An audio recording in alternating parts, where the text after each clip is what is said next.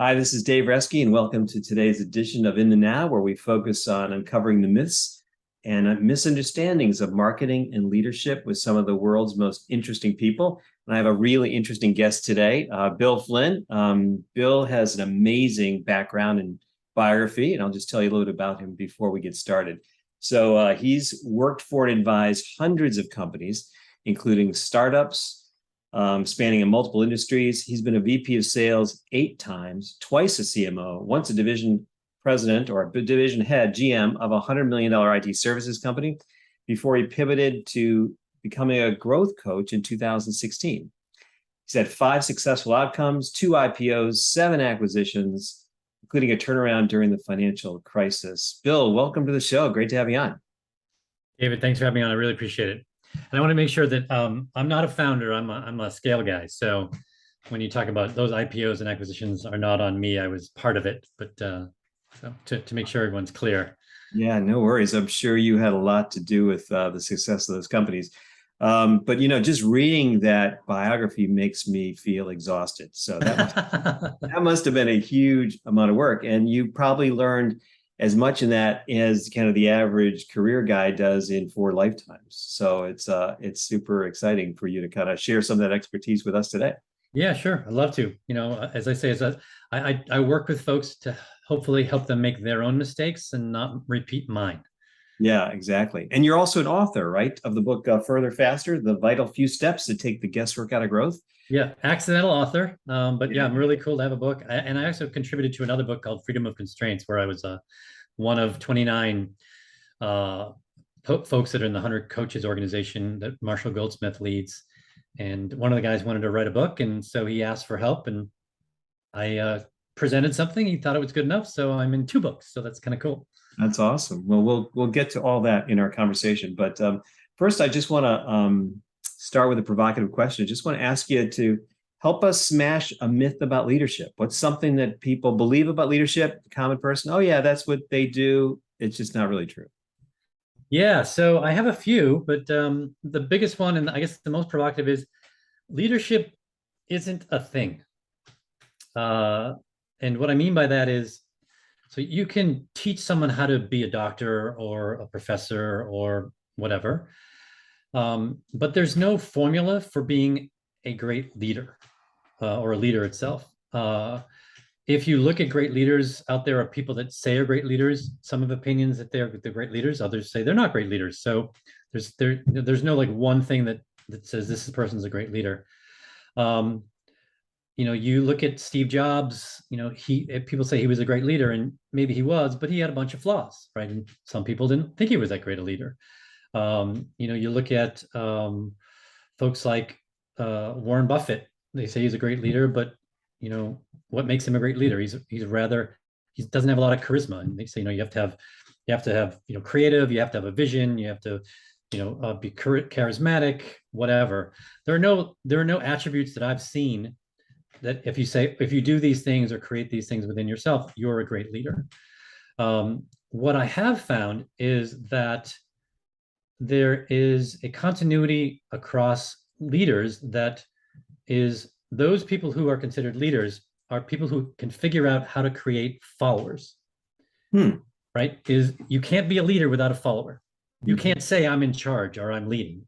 It's an act of volunteerism, right? People say, I choose to follow you, and other people make you a leader. You can't make yourself a leader. Now, when I look at that, there are 2 things that I noticed. And my favorite leader of all time is a guy named Alan Mulally. Are you familiar with Alan Mulally? No. Yeah, it's really well. Most people don't know who Alan Mulally is, I've found. And so Alan Mulally was the head of Boeing Commercial Aircraft in the middle of 9/11. And he was the head of Ford in the middle of the 2008 crisis. He led those folks through basically an existential crisis for that industry itself, and they were better leaving it than they were when they went in. No leader that I've ever heard of has done that twice, and with huge companies, right? I mean, these weren't little companies you jump in and through force of will or whatever. So, and what I like about Alan, so he did that, Alan is a really nice human being. He is a wonderful man. I've gotten to know him because I wrote something about a book that was called American Icon, about how Ford did what they did. And I wrote how a lot of what he did at Ford is similar to what I teach my clients. It was amazing how there was such continuity. And he read it. I can't remember if I told you the story or not. He read it Yeah. about 2 years ago.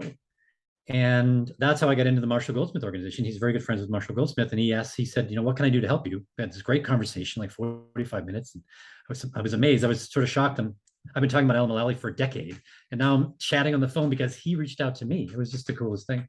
So I think you can do certain things. And I love what he said is that you can, I said, if you had to sort of boil it down to a sentence of, how you could be as good a leader as possible, he said, Bill, you got to love them up and you hold them to the standard. Mm. You've got to sort of have this balance of really caring for people, making sure they're safe, giving them the tools and things that they need to be successful, but also make sure that you say, hey, here's what we're doing, here's the standard, and you have to meet it. If you don't want to meet it, that's okay, but you should go do something else somewhere else. Yeah. So I think that's sort of the myth that I've come to believe is true. I think you need two things, just to sort of wrap this up, is you need vision, because people want to know, where are we going? Where are you leading me to? And you need courage. I think that's the one attribute I saw across all leaders, is they have courage, because people are going to tell you you're wrong. They're going to challenge you. You have to have the courage to give the autonomy to people, to let them do things and make mistakes and all that. So I think those are the two things that are really important for leaders. So that's the myth that I talk about a lot. That's really cool. Well, there's a lot to unpack there. So I'm just going to kind of take it a piece at a time and kind of ask Fire away. a little deeper about that. So, you said one thing that distinguishes or makes you obviously a leader is that you have followers. What's the difference between a follower and an employee? So you hire people, they work for you. Are they followers? When do you become a leader and you're just a manager? Yeah, great question. I think this gets to these engagement statistics that have been bandied about in the last few years. Gallup has some, and a couple other places that do it as well. I think there's another group that does this as well, and most people aren't engaged. So an employee is someone who works there, has a paycheck, sort of does what they're told, but doesn't necessarily believe what you believe. Mm. To have an employee that's also a follower, they have to buy into, I want to help this person and these people get to wherever it is that they've described. And this vision thing, I think, is important as well. Is you have to describe as a leader where we're going in such vivid terms that it sounds like we've already done it, but you have to describe it as if it's already done, so people will recognize it when you get there, right? And I think when you do that and you have people who truly believe that, then you now have an employee who is also a follower, right? They will do things that you never thought they would do or ask them to do in service of helping you get to where you want to be. They want to contribute to that, as opposed to show up, get a paycheck, go home, and have a life. They work to live, Mm-hmm. right? And that's it. It's a paycheck, and they do other things that are happy. But if you and I are generally the same age, and we've worked a lot in our lives, right? You spend a lot of time either at work or thinking about work. I can't imagine it not being an enjoyable thing. It's a drudgery. So if you can, I think that's such a privilege that leaders can create. And I know you've done it with your team, is that, you want to make it so they enjoy coming to work. They feel like they're part of something bigger than themselves. We all want that. So if you can create that environment, what a privilege to be able to do that for people. I think it's really cool. Yeah, that's super powerful. So, the leadership characteristics you described, vision and courage, and you work as a CEO coach with lots of CEOs, and you've had lots of experience. Which is the hardest for the CEO to master, in your experience? Without a doubt, it's courage. It's the courage. I think most visionaries, most people who start businesses have a vision. They say, there's something that they think they can do better than someone else, or that they enjoy doing and they want to make it part of their lives, or there's something new that they want to contribute to the world, right? So they have this vision of it.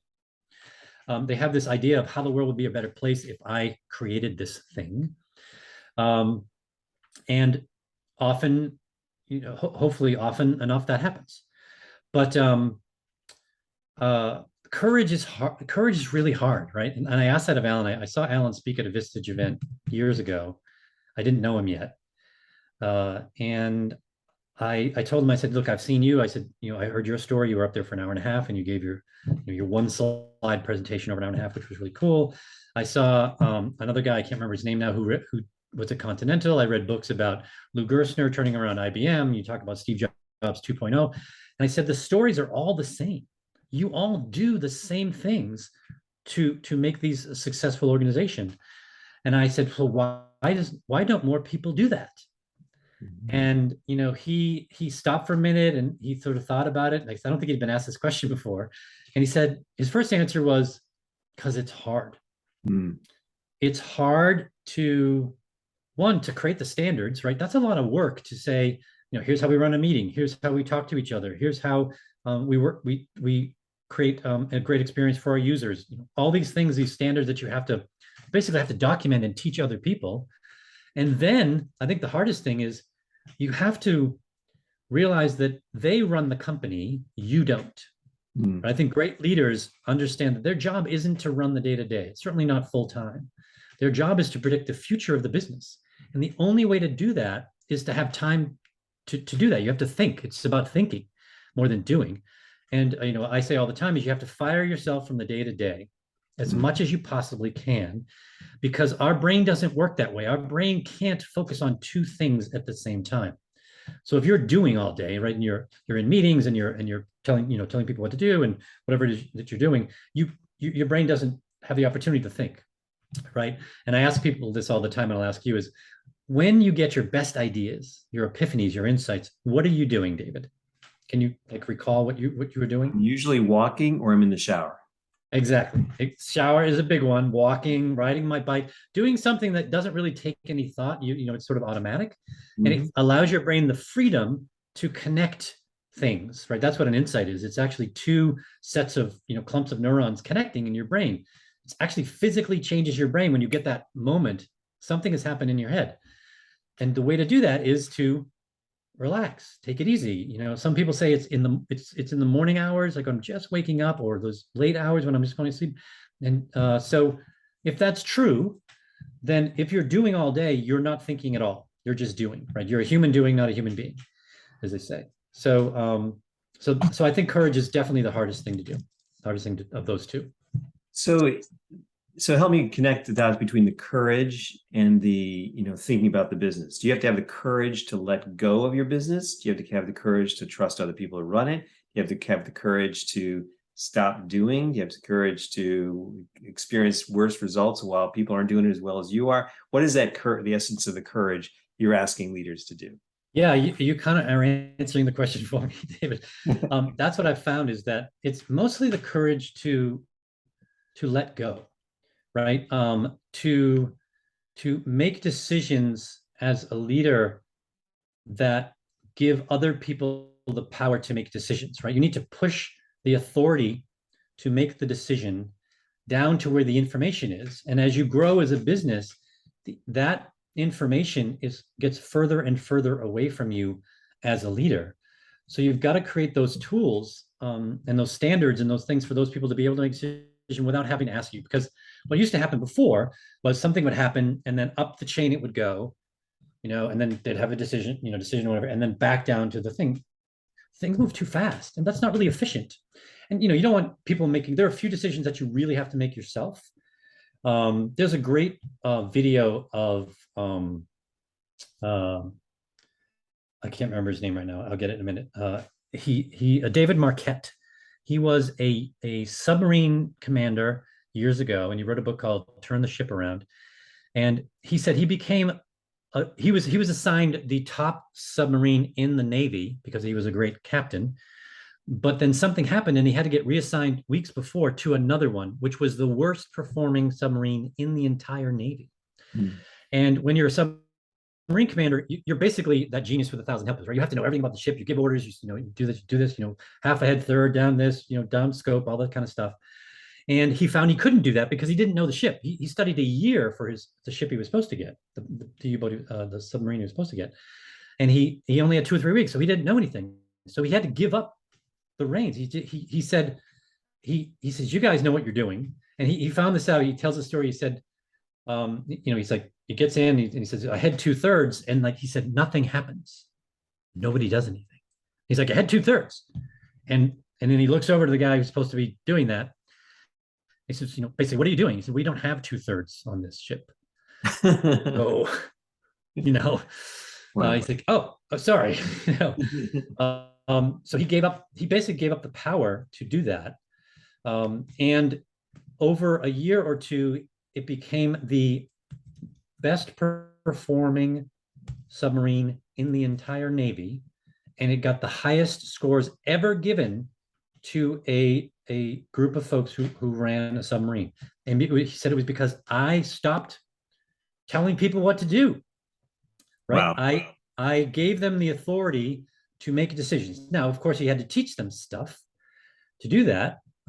He basically had to teach them how to think like he does.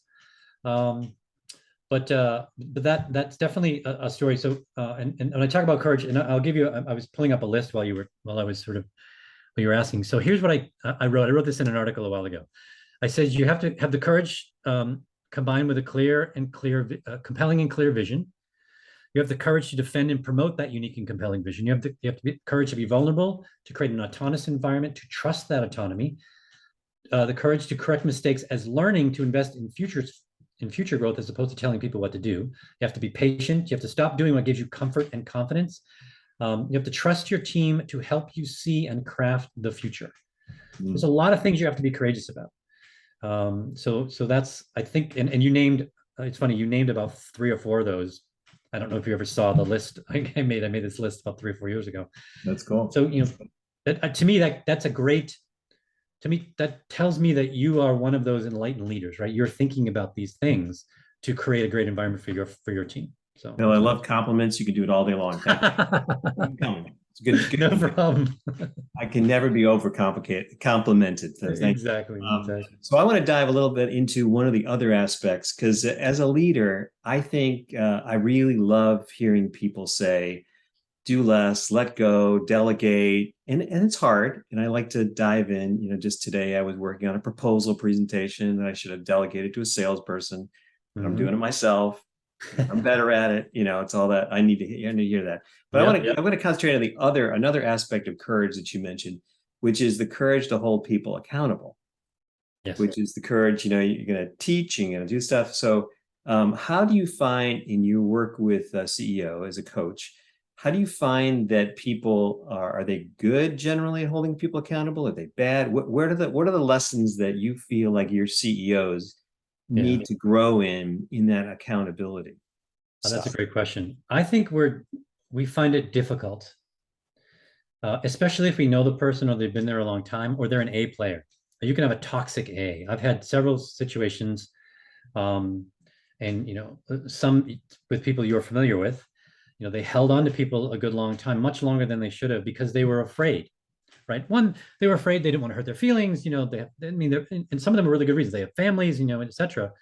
And my job as a coach is to point out that, okay, while you're protecting that person, what ripples are going through the organization that they're creating that aren't good ripples, right?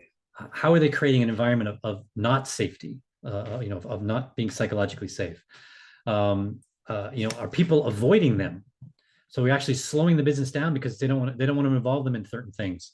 There are so many impacts that you have by keeping that person that clearly outweigh what keeping them would have. And it's interesting. I've had 2 situations that this has happened, and 2 or 3 situations where they didn't change anything. And I actually fired those clients, because if you don't have a good team around you, you're not going to be able to get the work done that we work on. And both of those folks that finally made the decision, one, it took 3 years to get rid of a toxic A salesperson, the best salesperson far and away, but everyone was afraid of this guy. And the other one was a little bit less than time.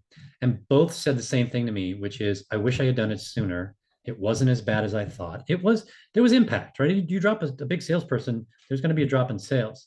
or there's going to be an impact. But they were surprised at how everyone else sort of filled in, and they picked up things, and the atmosphere of the business changed dramatically.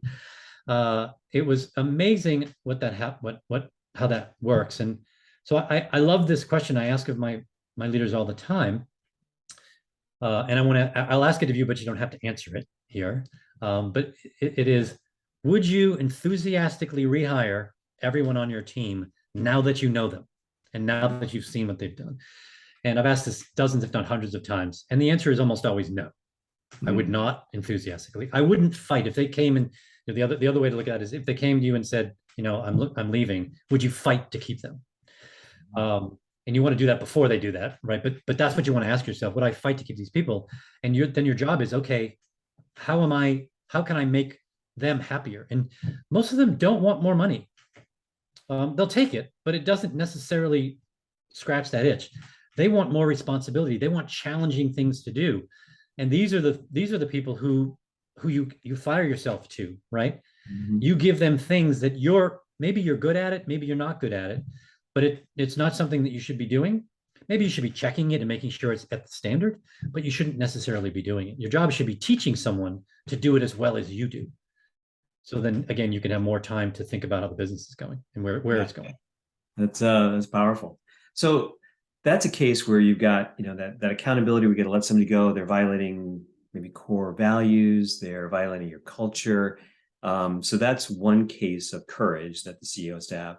But in another case, how do you create kind of a culture of accountability so that you're not thinking about firing people, but you just got to get people to step up and do their jobs well? How do you create that culture of accountability where people sign up to the vision, they're doing their jobs, they're stepping up, they're kind of, they're doing what they're supposed to do. And you, as a CEO, you created that environment. How do you have the courage to do that? What's that courage? Yeah. So you're asking a very simple question, and what I've found is it's not a simple answer.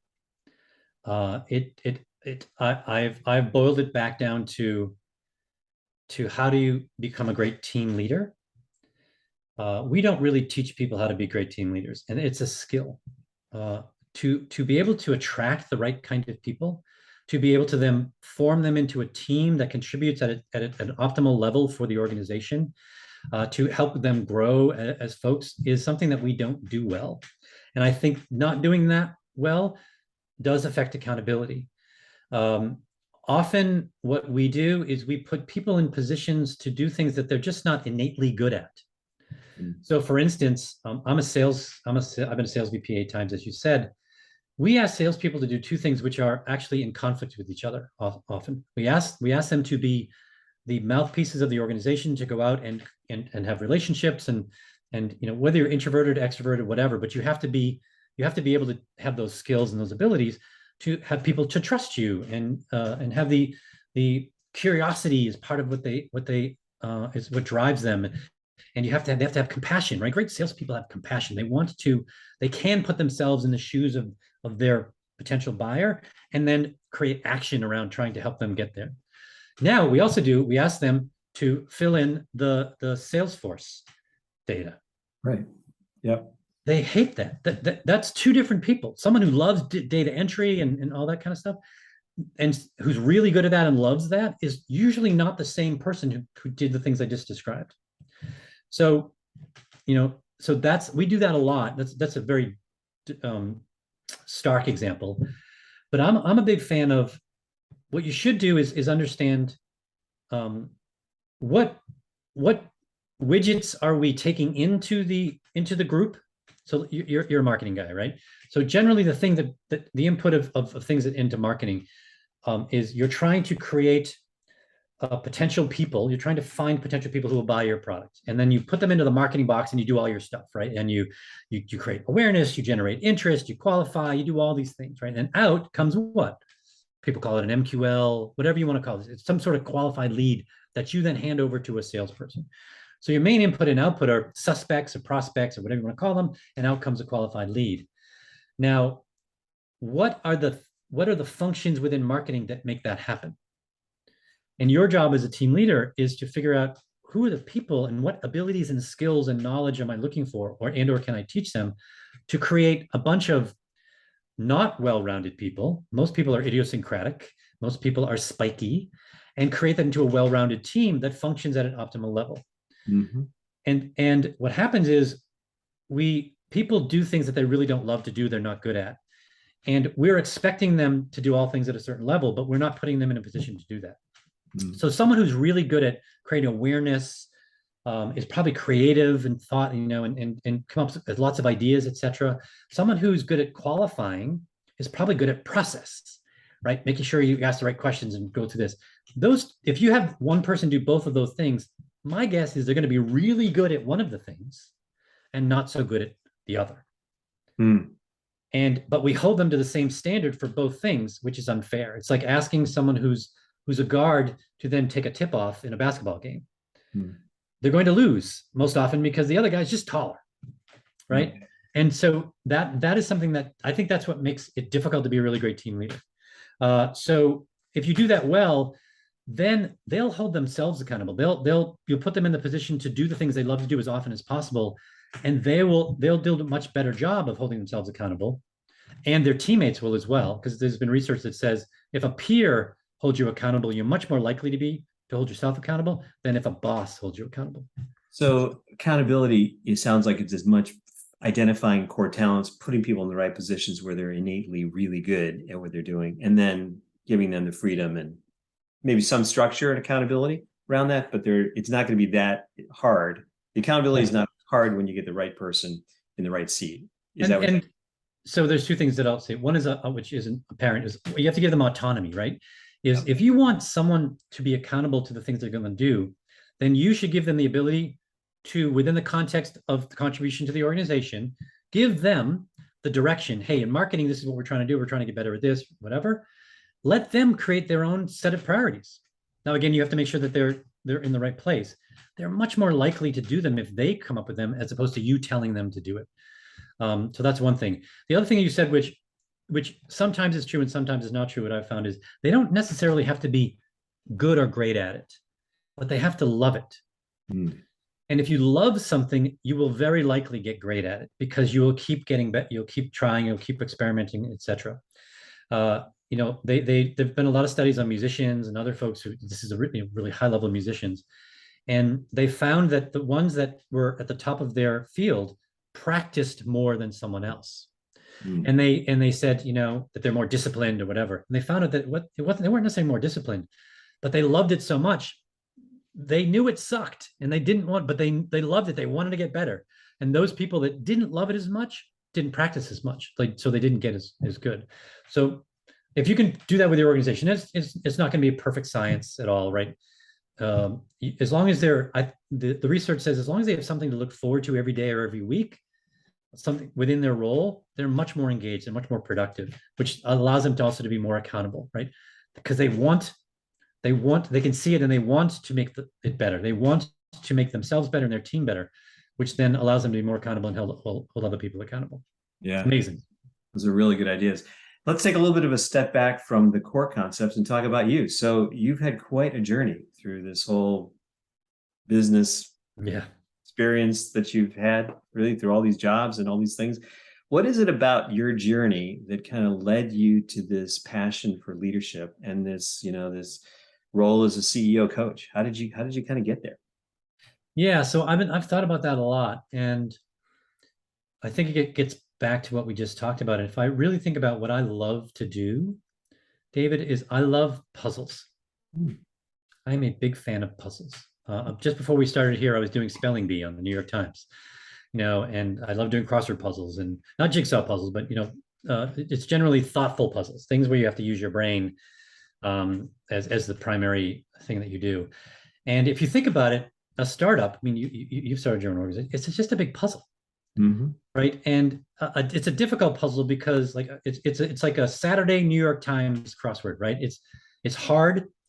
If you get something wrong, it affects other things. If you get something right, it affects other things. It can actually give you epiphanies into other areas as well. And to me, a startup is just a big puzzle. Coaching is a different kind of puzzle. It's much more of the human element of the puzzle. I think, I studied neuroscience, which I think has helped me become a better coach because I understand how our brain works, at least to the degree that we understand it today. And I've learned that, people are crazy. Mm. We're all highly emotional, irrational, impulsive beings. That is our primary driver, is emotion. It is not rationality. There have been studies done where they put people in an fMRI machine and they ask them to make decisions, and then they see what happens, and they find out that before they're consciously aware of the decision that they made, the limbic areas of the emotional centers of their brain light up first. So the conclusion is that we actually make a decision on emotion first, and then we make up the reasons after the fact, which means that we're in some cases we're lying. We're fooling ourselves because we want to justify that decision. So I find that amazing, and so I'm much more compassionate than I've ever been, because now that I realize, sometimes people are like that, and you have to understand that and give them that. Now, you want to try to get good at peeling that away and really making sure that the decision is a good one, not just based on emotion. And so that I've found is one of the most important things that I've sort of learned over time was, if I can put myself in a position to be in a puzzled situation where I'm helping, then time flies. An hour feels like 5 minutes. Where the opposite, I'm sure you have this, and other folks on your team, you want to lessen the time where 5 minutes feels like an hour, right? Stuff that they loathe. And I'm a big fan. There's a thing that Marcus Buckingham talks about, and he's talked about it for years. It's called the love-loathe exercise. I don't know if you've ever done it. And there's an extended one, which is love, loathe, lust, and long. But basically it says love and loathe is really easy.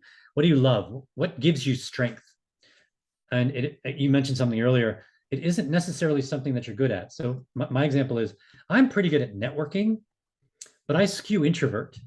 So I don't love networking. It drains me. So after like 2 hours of networking, I'm exhausted. I need to go home and just chill out. I have a really good friend. He loves networking. He's an extrovert. And so when the 2 hours is up, he's like, where are we going next? Right? He wants to keep going. So now we both love it. We both are good at it, but he loves it and I don't. So your job as a leader is to try to put your team into those members of your team into that position as often as possible. And they'll tell you what they love.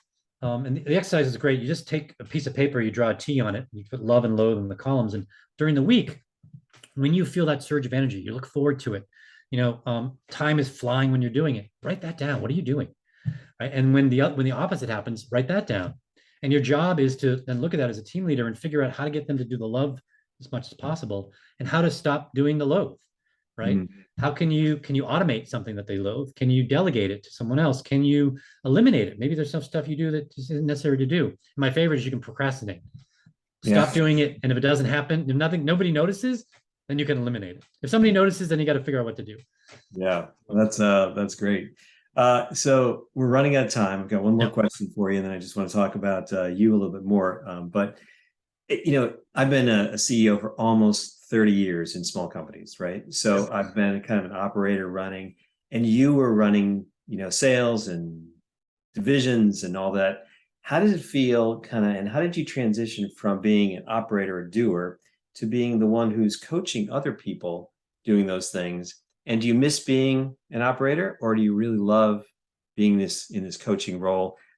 You don't even have to answer the last question. Not even important. Yeah, sure. How did you transition to kind of coaching versus doing? So I think I was lucky, David, because I've always had a Socratic approach to things. I was much, the people who worked like in my groups, they would laugh and they say, "Oh, here's Bill. He's going to ask us 6 questions right before we, they're going to say, 'Hey, Bill, this is going on. What should we do?' And I'll be, well, hang on, tell me more about this," or I'll ask a question. And that's really what coaching is. Coaching in its purest form is not giving an answer. It's helping. You have to believe that the person you're working with is already great, or can already be great, but they get in their way a little bit. And your job is to help them is to help clear that away, right? Ask questions, and you may not hit it right every time, but you give them the ability to keep working it out themselves. So I think I was lucky that it wasn't that hard of a transition. And I found that as I went from being a sales guy to a sales VP, that I was more inclined to do the coaching. Even though I didn't know what coaching was, I was a coach much more often than I wasn't a coach, right? I gave direction. I said, here's what we want to do. Here's what it looks like when we're really performing well as a group. Here's what it looks like. Tell me that I'm wrong. Let's debate that thing and discuss and decide. But once we agree on that, then I'm saying, great, how can I help you, get better at the things you need to get better at so you can contribute to that overall thing. And I had been doing that for a decade or more before I became a coach. So I think if you talk to the best coaches, they are highly, highly curious people. Mm-hmm. They are extremely empathetic and or compassionate people, right? They realize it's not about them. If you can take yourself out of the equation and make it about the other person, not give an answer, right? Try to find a question in there. And some of the greatest questions is this guy called Michael Bungay Stanier, who wrote a book called The Coaching Habit. And his favorite question is, and what else? Simple question, right? Mm-hmm. Someone comes to you and say, David, help me do this, whatever. And you'll sort of ask some questions and you say, and what else? And eventually you'll find that often the thing that they ask you to fix isn't the thing that needs fixing. Mm. So you got to get underneath, right? They're giving you a symptom, and your job as a coach is to get to the root and then say, okay, it's not the thing way up here. This is really what's causing it, right? The reason that we're not selling a lot of stuff isn't because we have a crappy sales team. It's because we've picked the wrong customer and we're not quite solving the problem the way that we should, which makes everything else harder along the line, right? So I think it was helpful for me to be able to. I think I just got lucky, to be honest with you. That's great. Well, it sounds like you're in the right place with your core skills and being your best self, which is awesome. Yeah, I love what I do. Time flies when I'm with clients. I become friends with my clients because it's just such a wonderful experience. So yeah, this is good. Well, this has been an amazing conversation. I've learned so much. I feel like I've gotten coached a little bit myself through all this. Learned a lot. So cool. thank you. I'm really grateful for this time. So, if our listeners wanted to help you in some way, how could they reach out and help you?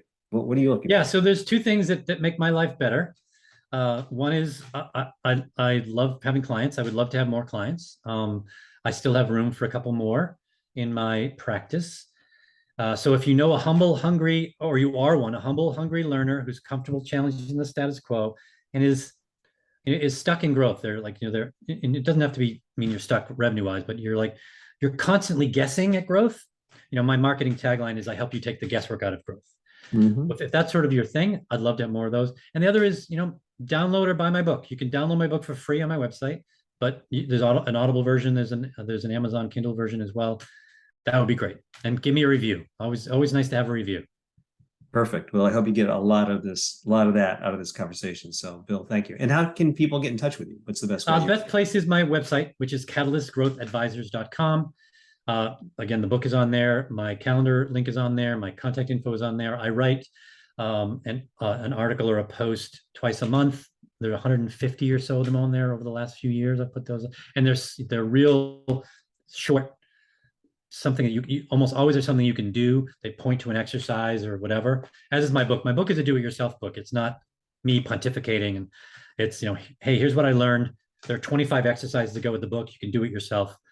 It's not everything I know, but it's sort of the meat, the essence of what I've learned over the years of how to run a really great, healthy, and thriving organization.